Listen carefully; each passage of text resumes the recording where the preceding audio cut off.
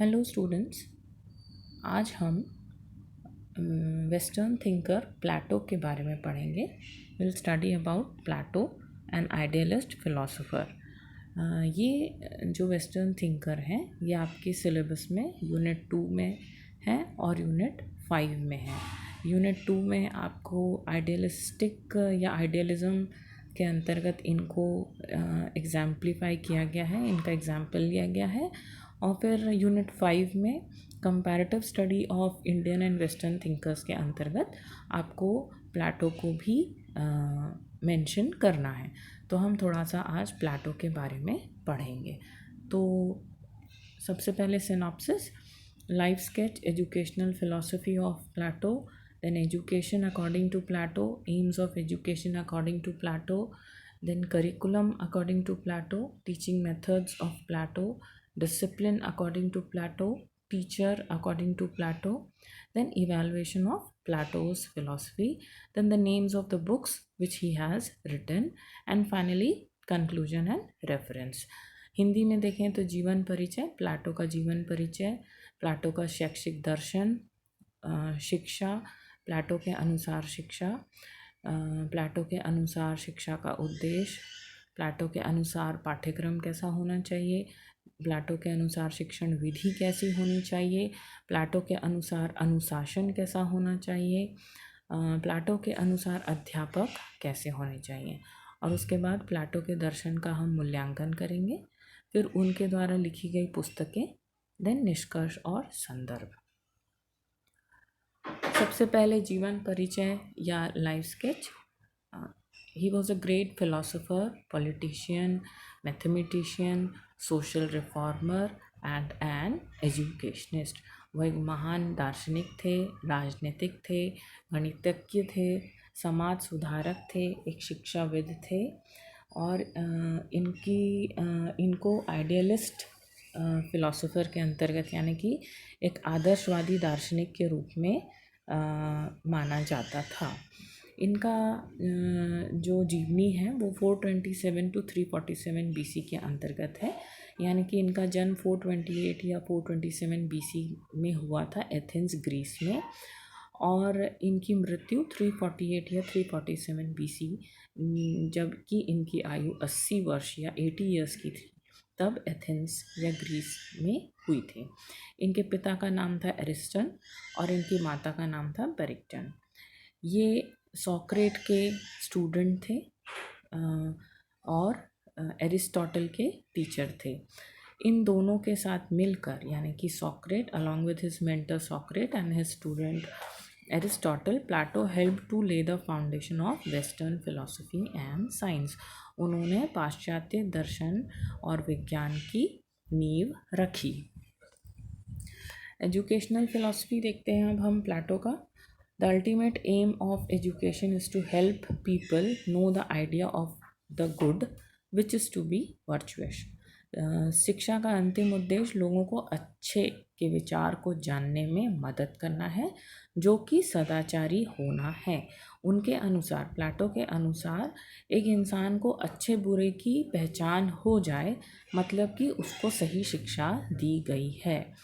According to Plato, a just society always tries to give the best education to all of its members in accordance with their ability. Plato के अनुसार एक न्यायपूर्ण समाज हमेशा अपने सभी सदस्यों को उनकी क्षमता के अनुसार सर्वोत्तम शिक्षा देने का प्रयास करता है। यानी अगर एक अच्छी सोसाइटी है तो वो शिक्षा को सबसे ज़्यादा महत्व देगी और अपने जो समाज के लोग हैं उनको सर्वोत्तम शिक्षा देने का प्रयास करेगी।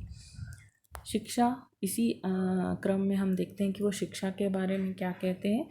उनका कहना है कि शिक्षा या education it develops morality in child, बच्चे में नैतिकता का विकास करता है।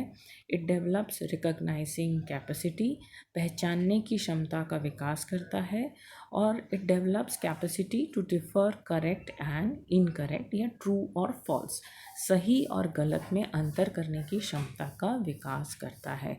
अगर ये सारी गुण हमको देखने को मिलते हैं एक व्यक्ति में, माने सही शिक्षा दी गई है, ऐसा प्लाटो मानते थे। उन्होंने एजुकेशन सिस्टम को प्लाटो ने एजुकेशन सिस्टम को पहले प्लाटो से पहले दो प्रकार की शिक्षा प्रणाली प्रचलित थी। पहली एथेंस की शिक्षा प्रणाली या Athenian system of education, and secondly वो स्पार्टा सिस्टम ऑफ एजुकेशन या स्पार्टा की शिक्षा प्रणाली। जो एथेन की शिक्षा प्रणाली थी उसमें राज्यों का कोई नियंत्रण नहीं था, यानी कि नो स्टेट कंट्रोल्ड एजुकेशन, और व्यक्तिगत प्रयास पर निर्भर थी। संपूर्ण शिक्षा 3 भागों में विभाजित थी, प्राथमिक, माध्यमिक और सैनिक या primary, secondary and tertiary. Tertiary in the sense यहाँ पे आर्मी सर्विसेज और जो ऐसी वाली जो आर्म्ड फोर्सेस वाले जॉब हैं उनको रखा गया था। प्राथमिक शिक्षा 14 वर्ष तक ख़त्म हो जाती थी और अक्षर और अंक गणित इसमें सम्मिलित किया जाता था, यानी कि जो प्राइमरी एजुकेशन है that was till 14 years of age and alphabets and numbers were taught. माध्यमिक शिक्षा धनिकों के लिए थी, यानी कि जो भी वेल ऑफ लोग थे उनको सेकेंडरी एजुकेशन दिया जाता था, और जो सैनिक शिक्षा या जिसको यहाँ पे टर्शरी एजुकेशन दिया गया है, जो कि सर्वोच्च स्थान दिया गया था, वो सैनिक शिक्षा को दी गई थी या आर्म्ड फोर्सेस की एजुकेशन को दी गई थी। और यहाँ पे कोई भी टेक्निकल एजुकेशन नहीं दी गई थी एथेन सिस्टम ऑफ एजुकेशन के अंतर्गत। फिर मैंने बताया कि स्पार्टन सिस्टम ऑफ एजुकेशन, जो कि दूसरे दो टाइप की शिक्षा प्रणाली प्रचलित थी, पहली एथेंस और दूसरी स्पार्टा। तो स्पार्टियन सिस्टम ऑफ एजुकेशन के अंतर्गत क्या था, 7 वर्ष की आयु के बाद राज्य बालकों पर राज्य का अधिकार माना जाता था। संपूर्ण शिक्षा का आधार सैनिक प्रशिक्षण था, मतलब the base of this education was to train the citizens to be in army or to be in forces. संपूर्ण सिर्फ युद्ध कला ही सिखाई जाती थी, और जो सैनिक थे वो इलिटरेट थे या वो अनपढ़ थे। ठीक है, तो यहाँ पे स्टेट का कंट्रोल देखा गया था, बॉयज़ और गर्ल्स को शिक्षा दी जाती थी, और ultimate education was to prepare an army और अ पुलिस और समथिंग लाइक दैट, जो कि हम जिसको कि एक सैनिक बोलते हैं। एक सैनिक के प्रशिक्षण को सबसे ज़्यादा महत्व दिया जाता था। इन दोनों ही सिस्टम ऑफ एजुकेशन को प्लाटो ने कंबाइन किया,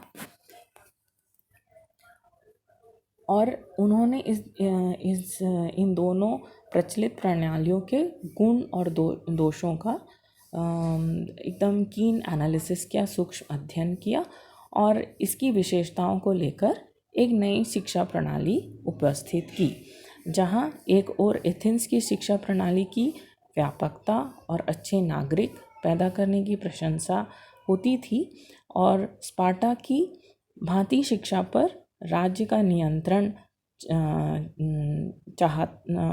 रखा गया था, है ना।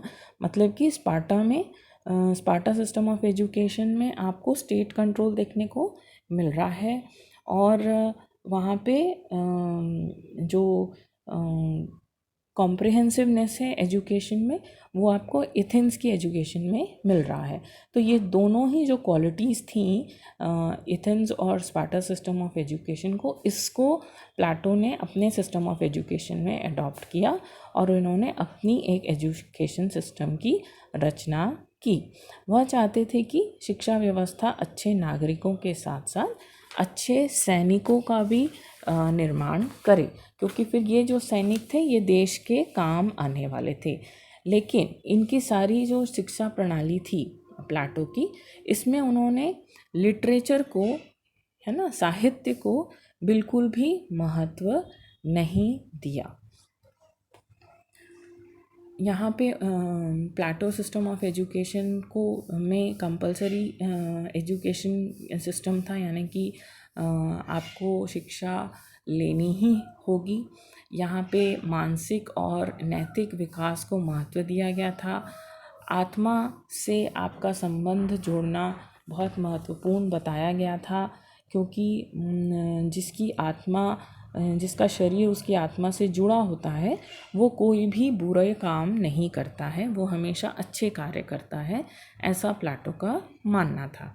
और वो इस कारण से चाहते थे अगर किसी की मेंटल डेवलपमेंट, मॉरल डेवलपमेंट अच्छा होता है, उसके सोल्स के साथ उसका रिलेशन रहता है, तो वो एक बहुत अच्छा फिलोसोफर, एक बहुत अच्छा राजा, है ना, एक किंग बन सकता है।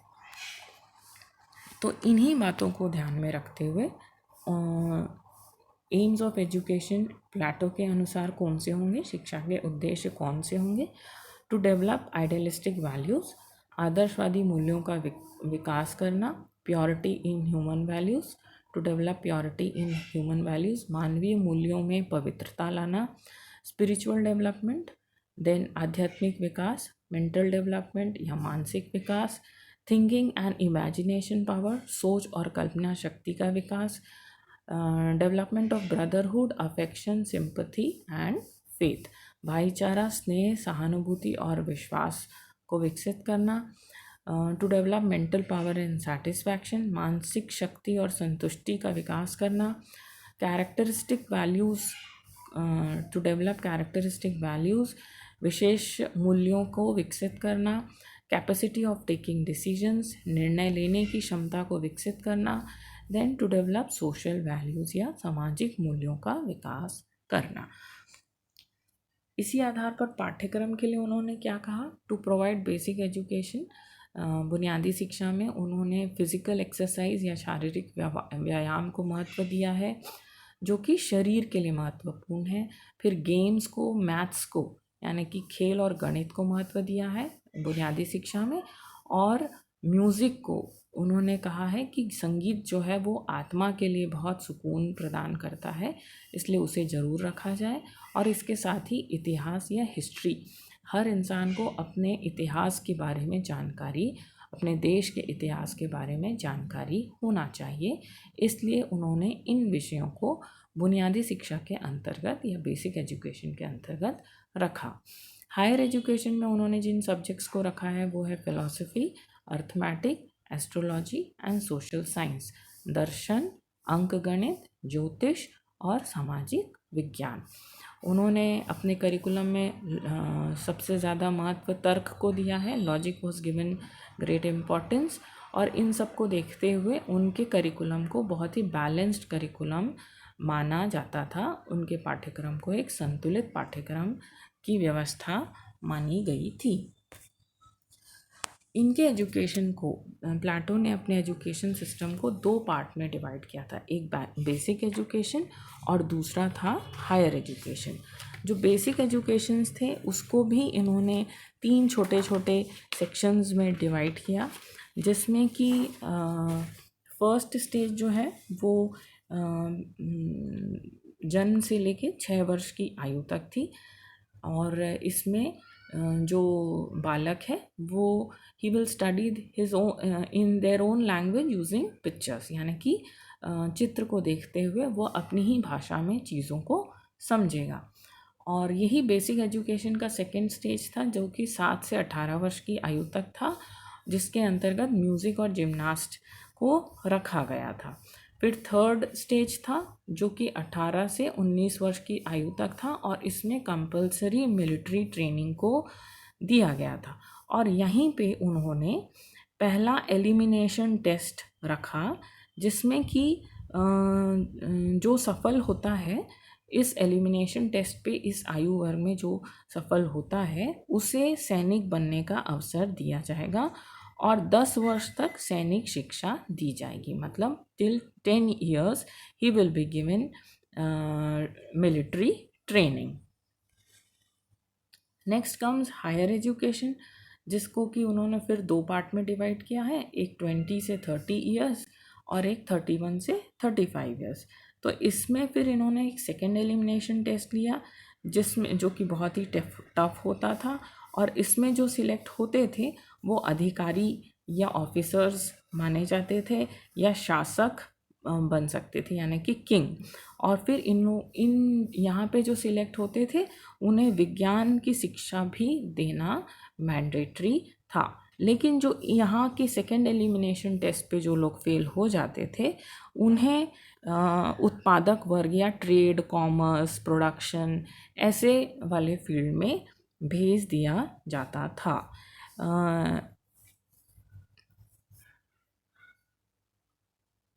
ये इन्हीं जो शासक में से एक को दार्शनिक शासक चुना जाता था और शासन और शिक्षा की व्यवस्था इन्हें देखना होता था। इन्हें राज्य में सबसे ऊंचा स्थान दिया जाता था और अन्य सदस्य की शिक्षा आजीवन चलती रहती थी। दर्शन शास्त्र को विशेष महत्व दिया जाता था, यानी फिलॉसफी को बहुत इम्पोर्टेंस दिया गया था। और 50 साल की आयु के बाद रिटायरमेंट दिया जाता था। इन्हीं जो एजुकेशन सिस्टम है उनके अनुसार यहाँ जो टीचिंग मेथड, शिक्षण विधि रखी गई है प्लेटो ने, वो है question answer method, games and sports, यानी प्रश्नोत्तर विधि, खेल विधि और खेल कूद के माध्यम से ही शिक्षा दी जानी चाहिए, ऐसा प्लेटो का मानना था। फिर शिक्षक कैसे होने चाहिए थे? शिक्षक को एक निर्देशक के रूप में कार्य करना चाहिए था। Teacher should be a guide, a student should follow his teacher. अनुकरण को विशेष महत्व दिया गया था। This brings us to a more important role for the teacher in the Platonic system of education, and that is the relation that should form between the teacher and the students, यानी कि छात्र और शिक्षक के बीच में बहुत अच्छा संबंध होना चाहिए, जिसके के कारण जो छात्र है वो अपने शिक्षक से बहुत अच्छे से अपनी बात रख सके, अपनी परेशानी उनके साथ साझा कर सके। Plato feels that learning will take place more easily when the learner and the teacher, learner यानी student, and the teacher have a great love for one another. For thus the young students will be willing to listen to the master and try to emulate him because he loves him. यानी शिक्षक प्लेटो के अनुसार जब एक शिक्षक और छात्र के बीच में प्यार होता है तो सीखना अधिक आसान हो जाता है, और इसी प्रकार युवा छात्र गुरु की बात सुनने के लिए तैयार होंगे और उनका अनुकरण करने की कोशिश करेंगे क्योंकि वो उन्हें बहुत पसंद करते हैं। The teacher must have a deep affection for his or her students in order to be successful teaching them. शिक्षक को अपने छात्र को पढ़ाने में सफल होने के लिए उनके प्रति गहरा लगाव होना चाहिए। मतलब टीचर और स्टूडेंट के बीच में बहुत ही अच्छे संबंध होने चाहिए ताकि जो छात्र है वो बहुत सहज तरीके से अपने अध्यापक से बातचीत कर सके और जो वो सिखाए उसको, क्योंकि वह उसे प्रेम करता है इसीलिए और आसानी से सीख पाएगा। अब इन पॉइंट्स के आधार पर प्लेटो की कुछ क्रिटिसिज्म भी हुई है, कुछ तारीफ भी हुई है, तो उनका इवैल्यूएशन हम देखते हैं। प्लेटो के दर्शन का मूल्यांकन या evaluation of Plato's philosophy. Lack of education in the productive class. Primary education is enough. Higher education only for the soldier and the rulers. उत्पादक वर्ग में शिक्षा की कमी, केवल प्राथमिक शिक्षा काफ़ी है, उच्च शिक्षा केवल सैनिक और शासक के लिए। हमने देखा एक फर्स्ट एलिमिनेशन टेस्ट था, फिर एक सेकंड एलिमिनेशन टेस्ट था, और जो ये एलिमिनेशन टेस्ट को क्लियर नहीं कर पाता है उनको प्रोडक्शन लाइन में भेज दिया जाता था और उनके लिए कोई ख़ास व्यवस्था नहीं की जाती थी, उनको एक दास प्रथा के प्रति छोड़ दिया जाता था। लेकिन जो लोग ये क्लियर करते थे उनको अच्छी शिक्षा, उच्च शिक्षा दी जाती थी, जो कि गलत था, जो कि प्लेटो के फिलॉसफी में एक लैकिंग मानी जाती है, एक कमी मानी जाती है। Then lack of diversity. Individual difference does not matter. This will create the same type of citizens. There is no diversity in the state and progress is blocked. विविधता का अभाव यानी कि व्यक्तिगत विभिन्नता को कोई भी महत्व नहीं दिया गया था, जिसके के कारण एक ही प्रकार के नागरिकों का निर्माण हो रहा था। अगर ऐसा होता तो उसकी प्रगति और अच्छी होती, लेकिन इन कारणों से कुछ प्रगति में अवरुद्धता देखी गई। मोर एम्फोसिस ऑन फिलॉसफी, दर्शन पर बहुत अधिक जोर दिया गया है। डिसरिगार्ड फॉर लिटरेचर एजुकेशन, साहित्य शिक्षा की अवहेलना की गई है। Maths has been given more importance and literature has been given less importance, गणित को अधिक और साहित्य को कम महत्व दिया गया है। अब हम इनकी पुस्तकें देखते हैं। इन्होंने 30 से अधिक यानी कि more than 30 books he has written, जिसमें से the most famous one are the Republic, the Statesman and the Laws. यहाँ पर हमारा प्लेटो का फिलॉसफी हम फिनिश करते हैं। जब आप आंसर लिखें तो बुक्स के बाद आप कंक्लूजन और रेफरेंस ज़रूर लिखें, निष्कर्ष और संदर्भ, और इस तरीके से आप अपना आंसर एंड कर सकते हैं। That's all. Thank you.